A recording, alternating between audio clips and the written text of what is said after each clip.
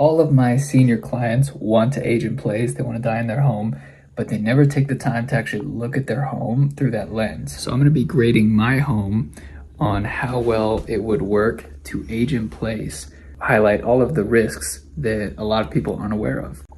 Full disclosure, my home is super messy. I'm a new father and I'm still updating my home, so no judgment. Okay, so first thing is the entryway that we're going to look at. As I do have an unfinished porch, I'm still doing my gutters, so you can see my water is leaking everywhere, but what we're really looking at are the steps. We have 2 steps here to get up onto the porch and into the home. So that's not ideal, but 2 steps is not the worst. Ideally, want to have 0 steps from your driveway or your entryway into your home. It's about the same coming in from my garage to the inside. There's a little landing space, but then I have 2 steps to get into the kitchen, or a whole flight of stairs to go down to the basement. Overall, the entryway gets a C+, because it only has 2 stairs to get to the main level. This is passable but not ideal. Okay, moving on to the bathroom. This is the most important and the most dangerous aspect of the home. So right off the bat, the floors are slippery.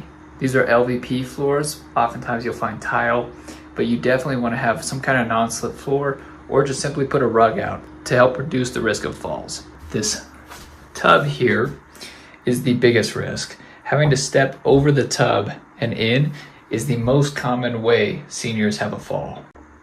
To reduce that risk, you can easily add grab bars into the shower, but I highly recommend converting to a walk-in shower. Now in the basement bathroom, I have installed a walk-in shower, which would be ideal, but it's also pretty narrow, and so this opening is about 18 inches wide with the glass door. You could do this with a curtain. However, this is also in the basement, so you do still have to go down those stairs. The only other risk with this bathroom, as you can see from me standing in here, is it is definitely not big enough to be wheelchair or ADA accessible. If you're wanting to stay in home forever, you need to look at expanding your bathroom, smoothing out the floors, making sure you don't have to step over anything to get into the shower, make it a walk-in, lowering the countertops. Bathroom gets a D because it has all the amenities, but they are not accessible. Installing a walk-in shower is a major renovation, but grab bars and non-slip mats are smaller adjustments that can be made. Now for my kitchen. Overall, I do have quite a bit of space between the countertops here, which could fit a wheelchair through. However, the countertops are normal height. On top of that, there's no pantry space in the kitchen, and so we have an open cabinet design, but a lot of these shelves are going to be hard to reach as mobility declines. And so due to there not being a pantry space, that can be a red flag and something that you would want to consider installing. There are some tight areas, for example over here, where the kitchen is a little bit tighter and it would not be considered ADA accessible. Kitchen gets a B for having a mostly open floor plan, but could be improved with a pantry and lower countertops. As for the overall layout of my home, I have a back door here, the garage door entrance here, living area here that connects into the kitchen, which is an open floor plan, which is great, and then back that way we have some of the bedrooms and the front door that way. The only thing missing on this top level here is the laundry. These are the stairs you've got to go down to get to the laundry. There is a rail, but this home was built in the 50s, so these are pretty steep stairs, and it would be difficult due to the width of them to put a chairlift in.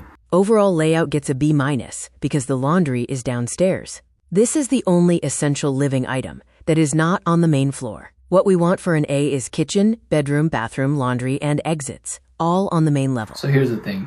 Aging in place is not a one-size-fits-all. There's no program or how-to manual because everybody's needs and health is very different. However, there are some common red flags that people overlook that we talked about in the video. So depending on your finances, there's Medicaid waivers that will pay for the modifications and caregivers to come in your home. There's also the Medicare Guide program and Medicare Advantage benefits, depending on your zip code, that can offset some of those costs as well. The worst thing that you can do, though, is wait to have a plan until a crisis happens and you're forced to make a rush decision. Right now, I know you don't want to think about this, but all of your options are on the table, and you can prepare ahead of time to modify your home to be a good long-term fit for you. You can add a unit for a caregiver. You can plan ahead with your family and community to make sure that socially you're still involved as you age. And if you do end up deciding to transition to a smaller or downsize to something that fits your needs better, time is on your side to make that decision happen, and you can wait for the right fit instead of being forced to have to make that decision with a crunch timeline. So again, the most important thing you can do is plan ahead. Thank you for watching. I know this may have been cheesy, but I highly encourage you to do this with any grandparent, senior that you care about in your life. Go through and grade their house and make sure to identify all the areas of risk. I've created a checklist you can download on my website to go through how to age in place and go through some of these red flags.